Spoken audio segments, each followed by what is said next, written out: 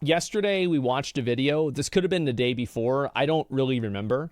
But we watched a video about the Quinfall MMO. This is the MMO that promises that everything in the game will be amazing. And it's going to be the greatest game ever. And they're going to have fucking like player-led, like brothels in the game. Not brothels, but like inns. There's going to have like a player economy. There's going to be a wide open world. And it's going to change because of the fucking seasons and like weather. And then you're going to be able to go out into ships. And you're going to be able to build your own house out in the world. And do all this stuff.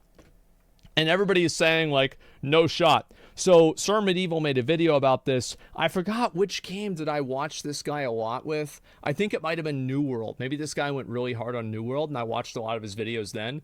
But he's definitely a good content creator. And yeah, New World, yeah. And I think he definitely knows what he's talking about. So he interviewed the Quinfall MMORPG devs, and he asked them 11 questions. And we're going to listen to them and kind of see where they're at. Big New World, Andy. Yeah, this guy had more hours in New World than I did. By a large margin. He had like 3K or some shit. He was nuts. That was like back then. Well, what's going on, folks, and welcome back. I've been getting my ass kicked by a flu for the past week and a half, but I'm finally back up to snuff. Today I wanted to talk about an upcoming MMORPG that has had my eye for a little while now. I'm sure many of you have already seen trailer footage and some baseline information for this one, and the sheer amount of ambition that it has likely turned you off the moment you heard about the time traveling feature. It definitely threw me for a loop, but I was curious to try and dive deeper, and I was able to get in contact with the developers to ask a couple of questions. Okay. For those of you that aren't aware, Quinfall is a massive, and I do mean massive, MMORPG being developed on the Unity engine by a company known as Valreek Technology. And they're scheduled to open closed beta later this year, while the game has only been rumored to have been in development for around a year and a half. Now, personally, I've got a very strong... That's actually, I thought that was debunked. That it was actually in development for longer, but the studio that was made recently got funding within the last 2 years, but the game's development had predated the funding of the studio.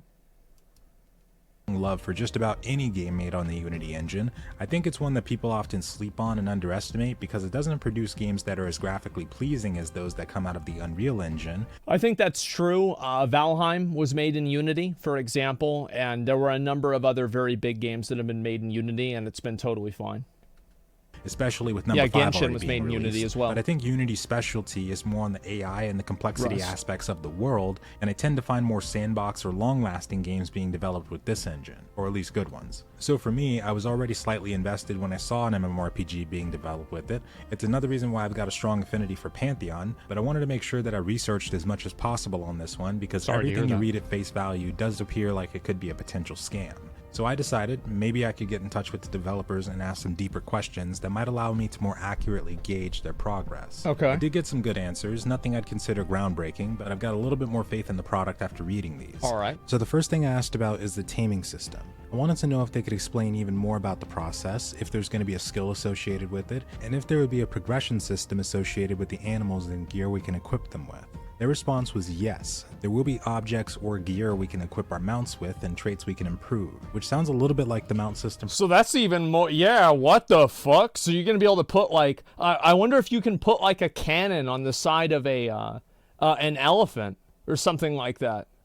From Black Desert That'd be Online, fucking where each badass. individual animal can have their own perks and bonuses. There's also going to be equipment that can help us with taming, and a mini game tied into it that we'll have to do to execute it. My second question had to do with the world and maps creation. Quinfall is boasting to be over 2,016 kilometers squared in size, which is extremely massive. I don't really, like, saying the size of the game, I don't think that really matters, because it matters, like, what it's like inside of the game. For example, like, the map inside of Valheim is gigantic. Have you guys ever, like, you played Valheim and you're on, you know, I don't know, the fucking... you're trying to find bone mass, and you're trying to, where's bone mass on the map? And you zoom out, and you're like this, and the map is like this. It's so fucking big, and you thought you explored the whole world? Yeah, but like 90% of that map is totally irrelevant to you. Questioning revolved around how much of a part procedural generation played in the world building, or if the majority of it was built with tools based out of Unity. In the world of Quinfall, the first tier of map creation is procedurally generated with their own development systems. They stated that this process was completed in a short amount of time, but then a large number of level designs were applied on top of the world. I hope they're not just making the game big for the sake of making it big. Because, like, it doesn't really matter. Like, you don't want to have a massive fucking world if there's not people out there. This stage that the most time-consuming and detailed world building took place. This is where they made the location of cities on the map, the strategic placement of creature zones relative to those cities, and hundreds of caves and dungeons were added after extensive work with their level design team. The forests, rivers, and huge rocky areas were also included in this team's work, so most if not all aspects of level design were manually touched by someone at one point or another. Yeah, one I of would the most expect important things I think can make or break an So probably the procedural generation just had to do with, okay, we're going to have a mountain here. Let's procedurally generate grass for the mountain and trees on the mountain, and then we're going to build everything off of that. MMO is which the is gear fine. System. And I think that's the best thing about procedural generation and like AI generation is that AI generation doesn't replace human ingenuity of like where to place like a castle or where to put a cave in, but it just does all of that work so the human can figure, okay, now I don't have to worry about that and I can just focus on adding the points that matter the most. Not yet. No, not yet, right, of course. To know if Quinfall planned to follow a more vertical system of progression similar to some of the more traditional modern MMOs, or if we would be seeing horizontal. I think that's how I also Guild wanted Wars to know 2 for the gear horizontal. system if they had any plans for gear enhancement, as this would sometimes be associated with MMORPGs that have heavy grind or predatory monetization practices, to which they answered both by saying that in Quinfall, there will be sets of gear with various bonuses and features. We can combine them together for the full set bonus and employ different items at in-game to complement our desired playstyle strategy. So there's multiple gear sets that you can combine. I am a big advocate of gear sets and like having set bonuses and stuff like that because I think it creates meta goals and meta games inside of it. Like a good example of this, of course, is like, remember back in, I mean, there's a lot of examples that we could use with this. Like in AQ40, for example, whenever people would still use like a 2 or a 3 set bonus for Field Marshal set in order to get 20 more stam. Or in Sunwell, whenever people would run 4-piece and have like 4-piece Sunwell gear, 4-piece Brutal Gladiator gear for PvP. In Elder Scrolls, I don't play Elder Scrolls, so I can't speak for that. But like, you see what I'm saying. In like Legion was crazy. There were like dungeon sets. People are running 2-piece, 2-piece, 2-piece, 2-piece, 4-piece, 4-piece, 2-piece. Holy shit, people were going nuts with that. And I think that's a good thing. Gear enhancement, they're against the destruction of items as a result of failure. This is something they confirm will not be a thing, but some equipment may have features. We can combine them together for the full set bonus and employ different items at in-game to complement our desired playstyle strategy. For gear enhancement, they're against the destruction of items as a result of failure. That's good because it's just garbage. In Black Desert Online, I remember I tried to combine 2 earrings and then the earrings got deleted. And after that, I stopped playing the game for like 3 days. And I came back and I realized that I could just farm gold and buy the good items. So I didn't really care as much after that. But if that had happened to me, basically any game that allows you to go negative in your progression, like that game will probably cause me to quit because I feel like the game is wasting my time punitively. And it breaks the reward loop in my mind. And I'm like, oh, I'm getting my time wasted by this game. Arbitrarily, so I'm done. This is something they confirm will not be a thing, but some equipment may have a development process that can get you more bonuses than others. That's good. You know, you can upgrade gear, put gems in it. I always liked in Mists of Pandaria, for example, like in, you know, fucking Siege of Orgrimmar, you had your gear and you had it 4 out of 4 upgrades. You had the bitch enchanted. You reforged the stats. You've got all the best gems in it and you've got your profession enchant on it as well. Bro, you are invested in that piece of gear. I think that's a great thing. The next question focused more on the NPC interaction. While we're watching the gameplay showcase, we notice NPCs wandering around throughout the cities that can be interacted with.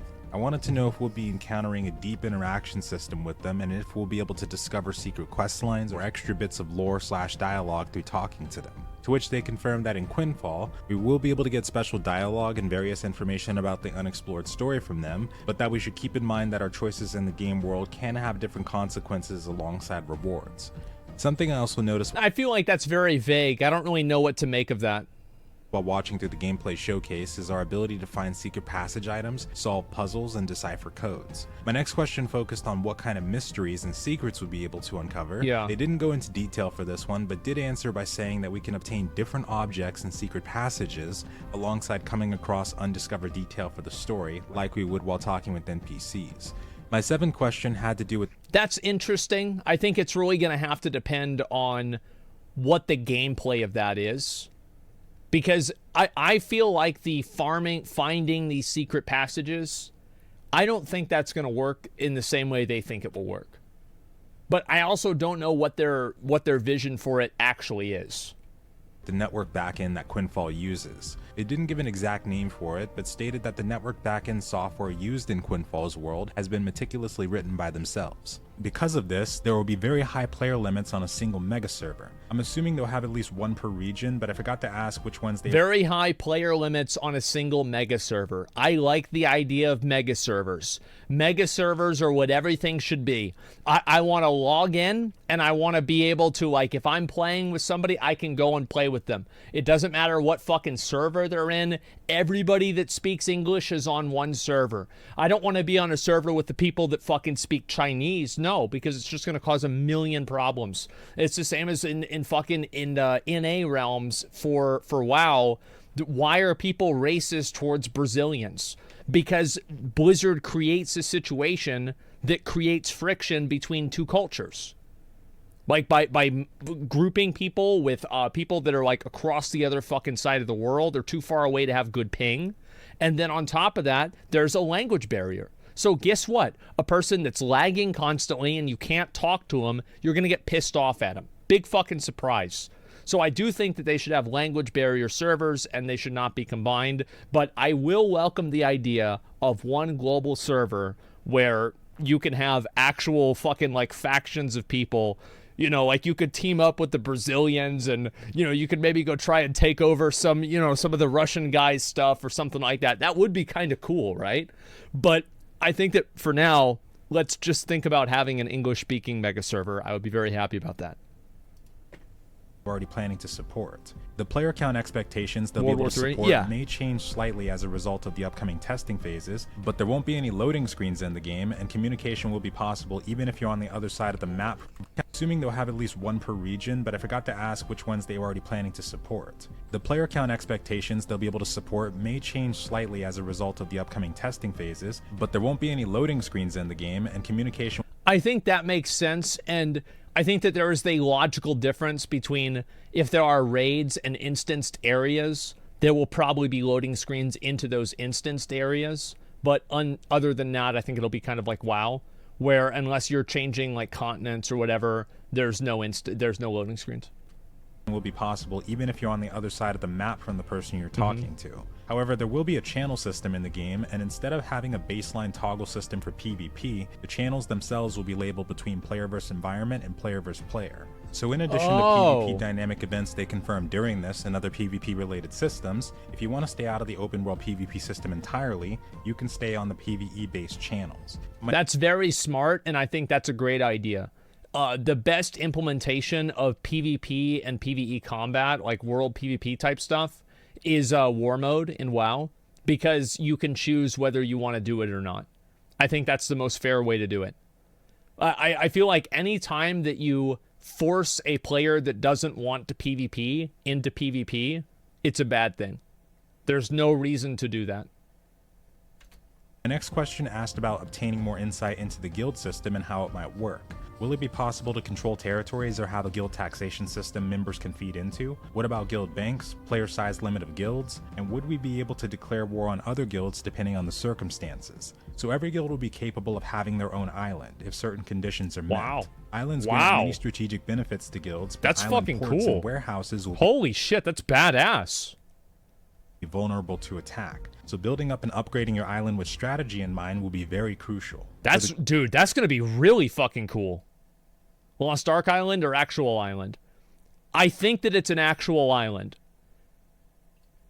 Guild Wars portion, guild castles will exist, and every guild castle obtained in a war represents a city, so there will be a city management system. The guild that wins the war will naturally occupy the city, and city ownership will allow you to have certain powers inside the city through the tavern and other centers. I really hope that they don't let people like turn taxes up to like 100%.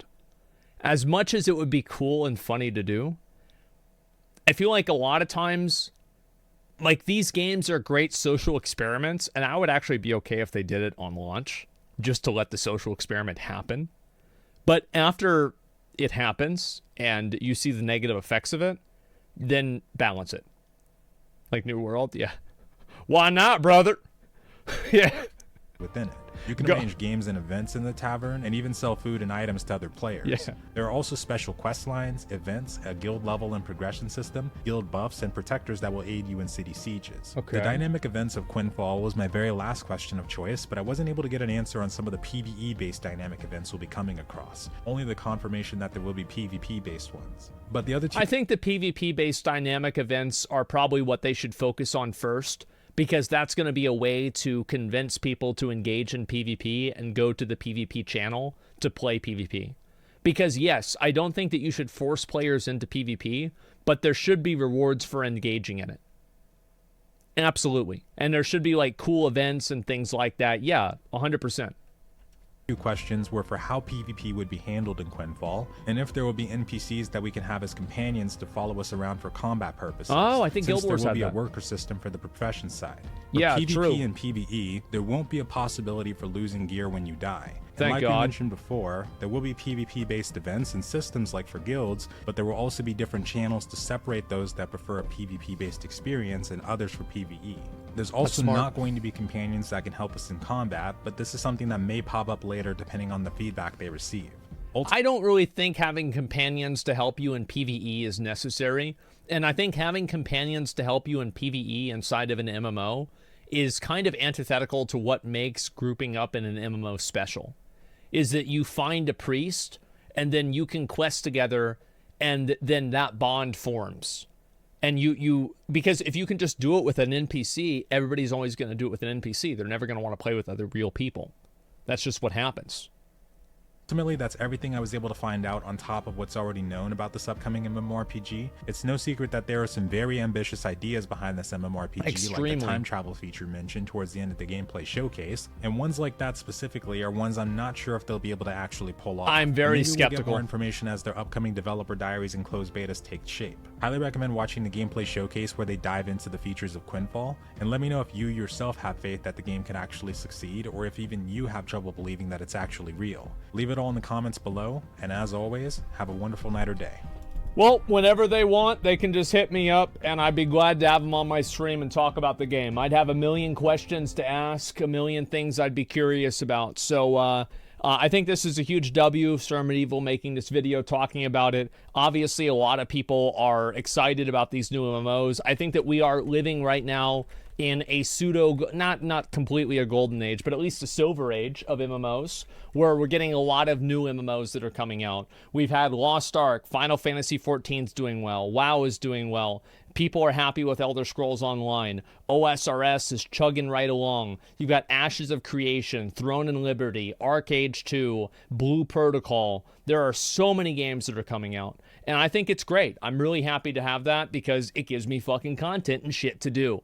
So yeah, and I'm sure there's some of them that I haven't even thought of. And yeah, you have like pseudo MMO light RPGs, kind of like Diablo 4. So I hope that we see even more of these. And oh, there's the Dune RPG or MMORPG that's coming out. I forgot all about that. Yeah, so hopefully these games are good. And I'll read some of the comments in here and see what people have to say. Looks like there's not really a lot of super highly upvoted comments. I'm not really sure which ones they are. Let's see. The no UI thing always puts me on guard. Their next developer diary or whatever needs to have that. I think that a UI should be as minimalistic as possible. I very much believe in a less is more perspective with UI. I don't want to have a Ubisoft open world game UI, or a Tower of Fantasy gacha game UI, where it's like, up above there's like 17 different things, and like 3 of them have notifications, and there's your mail system, and then on the side of it's all the quests that you have to do. Then on the top side, it's like your character with like the amount of health that you have, and then like around your character, it's got like this crazy border that you earned because you were in part of this event that happened last year, and so it has like leaves and a wreath around it. Then underneath there's like the chat system, and then there's 18 different channels for the chat system. Then of course you have like all of your abilities, and then like the secondary proc abilities as well, pop-ups for that. And then also there's like the menus that you can go through, and then there's the reward structure. So you have like your login rewards, your seasonal rewards, your character rewards, your character journey rewards, your quest rewards, your your adventure journal rewards, your exploration journal rewards, and you've got all of these rewards and all of these different things, and you're trying to complete all of them at the same time. And you've got like, oh, there's another pop-up, oh my god, okay, they're putting a new sale up on the store, the item that's $35 is now $33. I need to buy it. That way, if I don't buy it right now, I'm losing money. I've got to buy this right now. It's just, they're insane. Oh, and there's your there's your mini map, and your mini map has like 17 different fucking icons on the legend, and you don't even know what half of them are. And there's like, oh, you have to go over here, there's a secret chest over here, there's a rare spawn over there, and then you have to activate the rare spawn with this like little thing there, and then there's a lever, there's an arrow down, there's a cave, you go into the cave, you kill a boss, the boss gives you an item, then you have to go into your crafting menu, and your crafting menu allows you to use the item that you got from the boss to get an upgrade for your weapon, but then you don't have enough of the other upgrade materials, so you have to go back to the store, buy the items from the store, and then redeem your free credits from the login event. So that's what it's like. Oh my god.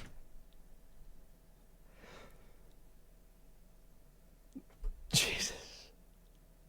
Just calm down. Just stop.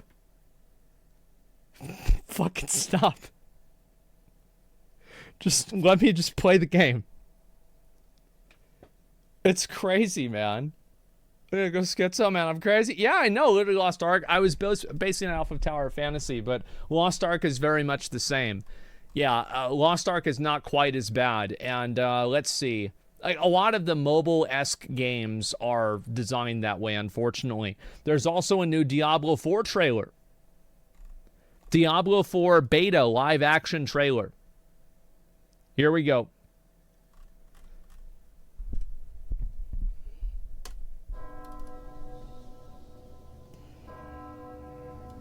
The graphics in this game are really good. What the fuck? This is better than the other cinematics for sure.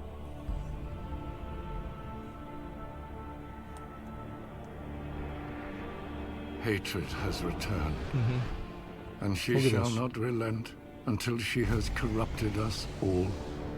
Oh my god. But somewhere in the shadow of her darkness, I love that fucking art, man. You must cast your light. I love how it's like the fucking half and half of like Frazetta with like Michelangelo, like Renaissance, like painting. It's so fucking good. The art style for Diablo 4, they totally nailed it. Find hope in a flash of steel. Or wrath of nature. Or power of flame.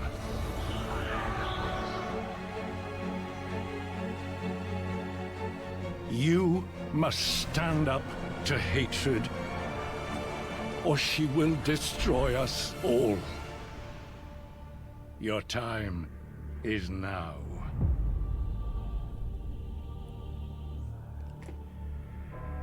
You know what also I like about this? I bet that there were probably people at like Blizzard's like PR agency would be like, oh, are people going to get upset that this is sacrilegious and you're using, obviously this is from like the, Catholic Lord's Prayer and like you're painting up a church. Yeah, there's probably people pissed off about it, but fuck them because this shit is badass. This is cool as fuck, man. I love it. Yeah, fuck them. Who cares? I love this. Where's the action part? Well, it's on the wall. Yeah, the action is what's happening on the wall. Yeah, this is really, really cool. I love the style. I think this is fucking amazing. I really hope that we see more content like this. It seems like the guys that are making Diablo, the Tywin Lannister voice, yeah, I think that was Charles Dance. That's the guy that played Tywin Lannister, but I'm not 100% on that. Let's look at the behind the scenes. There's actually an update for this.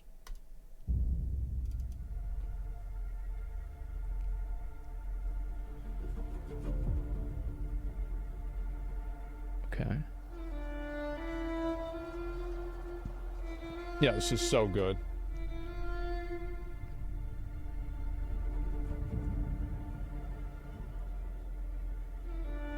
It's in France, apparently. Oh shit, I see what happened. Bro, like imagine the dude whose like job it is to light every candle. And like one of them goes out and he's like, okay, cut, we've got to go in there, light the other one over there. Holy fuck. Was absolutely not possible. The story of the painting is really the hero's journey in their confrontation with Lilith. We hired a team of modern-day masters led by Adam Miller to bring the painting to life. And this job intrigued me because it was painting a church. They wanted something in a Baroque style, and the scale and the speed of it seemed a bit insane. So I thought, let's give it a try. And I asked him when he was on site, has he ever done anything like this before? And he said, no, absolutely not. This is insane. The art direction for Diablo 4 is really rooted in this idea of delivering on the fantasy of a dark, gothic, medieval world. Yep. That's right. Oh, that's right. Yep. So when Adam called me up and told me about this, that's what it's about right there. Yep. Painting what and how big?